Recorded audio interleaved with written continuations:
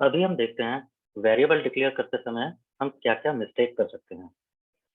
Variable का नाम क्या हो सकता है? कुछ भी हो सकता है हमारी मनमर्जी का X, Y, Z, A, B, C, P, Q, R, लेकिन कुछ कंस्ट्रेंट्स हैं उसमें। लाइक दिस, क्या हो रहा है यहाँ पर? मैं कह रहा हूँ करण 007 एक वेरिएबल डिक्लेयर किया और उसकी वैल्यू हो जाए 23।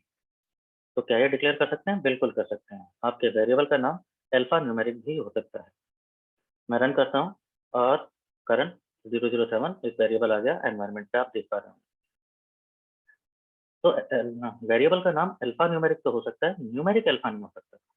कहने का मतलब नंबर से स्टार्ट नहीं हो सकता।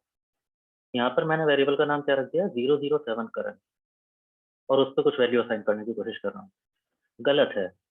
आर स्टूडियो आपकी हेल्प भी करने की कोशिश कर रहा है, यहाँ पर एक छोटा सा क्रॉस लगा दीजिए। तो ये एक हिंट है। आर स्टूडियो आपको बताना चाहता है कि कुछ तो गलत कर रहे हो आप, यहाँ पर देख लीजिए। तो फिलहाल मैं रन कर देता हूँ इसको, देखते हैं होता क्या है। अगर मैं इसको रन कर देता हूँ, एक एरर आता है नीचे कंसोल पे जो कहता है अनएक्सपेक्टेड सिंबल इन 007 करंट। तो कुछ गलत हो गया है। तो इस तरह से वेरिएबल का नाम नहीं दिया जा सकता। और कैसे दे सकते हैं फिर? सपोज मैं कुछ सेपरेशन चाहता हूँ। मैं अपना वेरिएबल, मेरे वेरिएबल में सपोज दो पार्ट हूँ उस वेरिएबल के, तो मैं उसको डॉट से सेपरेट कर सकता हूँ, लाइक दिस, करंट डॉट 007। अगर मैं इसको रन करता हूँ तो कोई प्रॉब्लम नहीं है, एक वेरिएबल आ जाता है करंट डॉट 007 और उसकी वैल्यू। अगर मैं इसको सेपरेट करने के लिए अंडरस्कोर यूज करूँ तो भी ठीक है। मैंने बोला करंट अंडरस्कोर 007 और उससे कुछ वैल्यू असाइन कर रहा हूँ, वो भी ठीक है। तो ऐसे भी चल जाएगा। गलत क्या हो सकता है? अगर आपने ये दो पार्ट को सेपरेट कर दिया स्पेस से। अब ये व्हाइट स्पेस का मतलब आर के लिए कुछ अलग होता है। तो आर को ये आइडेंटिफाई नहीं होगा कि ये एक ही वेरिएबल के नाम पे दो पार्ट हैं। उसके लिए दो अलग अलग चीजें हो गई हैं। और अगर मैं इसको रन करूं, अगेन वो रेड क्रॉस देख रहे हैं, पहले ही वो बता रहा है कि कुछ गलत कर दिया है। लेकिन फिर भी अगर मैं रन कर दूं, अगेन वो क्या कहता है एरर में? एक बार अनएक्सपेक्टेड न्यूमेरिक कांस्टेंट, क्योंकि उसके हिसाब से ये वेरिएबल है और ये कोई नंबर कांस्टेंट है, इसके ऊपर इस तरह से असाइनमेंट नहीं होगा। आर को लग रहा है कि ये 7 एक वैल्यू अपने आप में 7 है, इसके ऊपर आपको दूसरी 23, इस तरह से असाइनमेंट नहीं होता। वेरिएबल पे असाइनमेंट हो सकता है, वैल्यू पे नहीं हो सकता। और किसी डॉट और अंडरस्कोर के अलावा और किसी भी आप स्पेशल कैरेक्टर को यूज करके या मैथमेटिकल ऑपरेटर को यूज करके प्लस माइनस डिवाइड आप सोचें कि इसको मैं सेपरेट कर दें, तो भी नहीं होगा। अगेन वो पहले ही बता रहे हैं कि गलत कर लिया। आप डिस्पाइट दैट आप रन कर देंगे तो भी एरर है। तो ये इस तरह से वेरिएबल नेम आप ध्यान रखेंगे।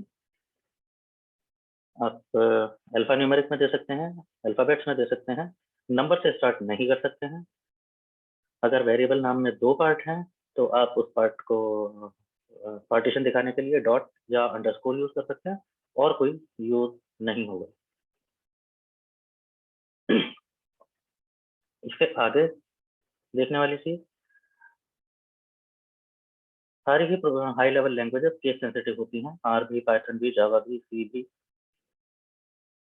तो सेम है आर के लिए भी। केस सेंसिटिविटी का मतलब है अगर मैं कुछ कैपिटल लेटर्स में लिख रहा हूँ, स्मॉल लेटर्स में लिख रहा हूँ, चाहे स्पेलिंग सेम क्यों ना हो, चाहे बात सेम ही क्यों ना हो, आर के लिए वो अलग अलग बातें हो जाती हैं। लाइक यहाँ पर मैंने राहुल लिखा है ब्लॉक लेटर में और उसको एक वैल्यू असाइन कर रहा हूँ 10। मैं ये रन करता हूँ तो एक राहुल नाम का वेरिएबल बन गया, बस कैसा राहुल? All capital. अब मैं कह रहा हूँ आर कैपिटल है लेकिन बाकी स्मॉल है, और इसको कोई नई वैल्यू दे रहा हूँ, मैं कह रहा हूँ 9। तो एनवायरमेंट पे आप देखते चलिए, आपकी बार राहुल एक नया वेरिएबल बन गया है। पहले वाला वेरिएबल वहीं का वहीं है, उसकी वैल्यू भी वही की वही है। और अब मैं कह रहा हूँ ऑल स्मॉल, और इसके ऊपर मैं कोई असाइनमेंट कर दूँ तो एक नया ही राहुल बनेगा, स्मॉल राहुल, ऑल स्मॉल, और उसकी वैल्यू 8 आ गई। तो ये याद रखेंगे, आप केस सेंसिटिव टूल है। अपर केस और लोअर केस का इसके लिए अलग अलग मतलब है। अगर मैं सेम ही राहुल पे कोई और वैल्यू असाइन कर रहा होता, लाइक ये राहुल ऑल स्मॉल है और इसकी वैल्यू 8 की हुई है, यहाँ पर मैं बोलूँ इसी राहुल पे सारे स्मॉल और इस पे कोई नई वैल्यू डालने लगूँ, सपोज 6, तो अब क्या होगा, ये हाइलाइटेड कोड में रन कर रहा हूँ इस समय। आप एनवायरनमेंट पे देखिए, राहुल की वैल्यू ओवरराइट हो गई है। अब पुरानी वैल्यू से कोई मतलब नहीं है, लेटेस्ट जो भी असाइनमेंट मैंने किया है वही बचेगा, पुरानी वैल्यू खत्म हो जाए। तो मल्टीपल असाइनमेंट भी नहीं चलता है किसी वेरिएबल पे कि आप एक ही वेरिएबल पे बार बार एक कोई नई वैल्यू डालते रहो, ऐसे नहीं होगा। उसमें जो भी आपने लेटेस्ट असाइनमेंट किया है वो बचेगा, बाकी सारे खत्म हो जाएंगे, ओवरराइट हो चुके हैं। ये केस सेंसिटिविटी का प्रॉब्लम फंक्शंस के साथ भी चलेगा। जैसे हमने बोला SUM, मैं सम करना चाहता हूँ 4, 5 और 6 का, बड़ी अच्छी बात है। मैं रन करता हूँ, और मेरे को नीचे उसका टोटल करके दे देता है, सम ऑफ 4, 5 एंड 6 इज 15।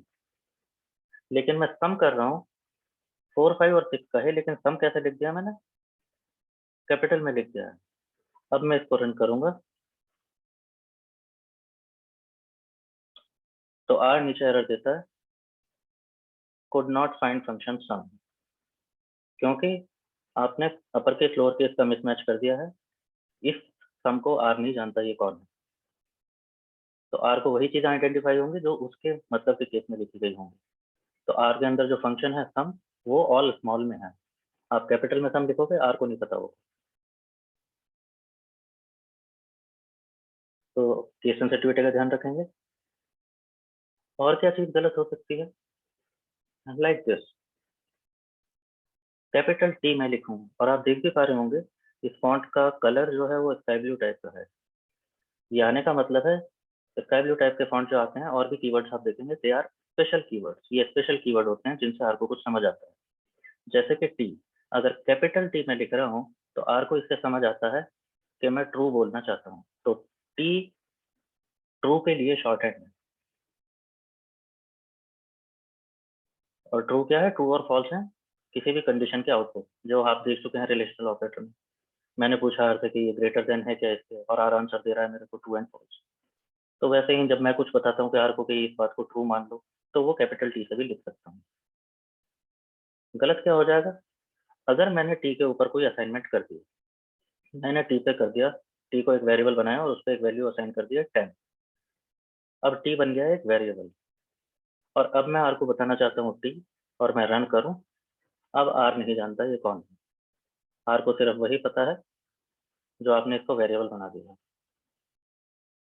तो आर के किसी भी इंटरनल कीवर्ड को भी हम वेरिएबल ना बनाए तो बेहतर, वरना वो वेरिएबल बन जाएगा और अपना काम जो उसका एक्चुअली काम है करने का, जैसे टी का काम था ट्रू को रिप्रेजेंट करना, वो होना बंद हो जाएगा। तो इन चीज़ों का आप ध्यान रखेंगे। अभी डिस्क्रिप्शन में मैं ये कोड फाइल का लिंक भी डाल दूंगा, और मैं एक लिंक और डाल दूंगा जो प्रैक्टिस के लिए काम आएगा, फन रहेगा आप लोगों के लिए। उसमें क्या रहेगा, एक कोड रहेगा और आप रन करके देखेंगे, लोकेट करने का कोशिश करेंगे कि इस लाइन में क्या मिस्टेक हो रहा है। जैसे यहाँ पर मेरे सामने बहुत सारे एरर आए हैं, अगर आप गलत कोड को रन कर देते हैं तो वहाँ पर एरर आएगा। तो हो सकता है कि कई बार आप देख पाएँ कि हाँ, कई बार कोड देखते ही आप समझ जाएंगे कि क्या एरर हो रहा है यहाँ पे। कई बार होगा कि आप रन कर रहे हैं और एरर आते जा रहे हैं और आपको समझ नहीं आ रहा कि गलत क्या हो रहा है। तो ये एरर भी आपको हैंडल करना आना चाहिए। जब एरर आ गया है लाइक दिस, अगर ये एरर आ गया है तो इसको कॉपी कर लीजिए, राइट कॉपी, और जाते हैं गूगल के पास। और यहाँ पर मैं क्या कह रहा हूँ, एरर इन आर, और क्या एरर है, वही जो उसने दिया है, और गूगल कर लेते हैं।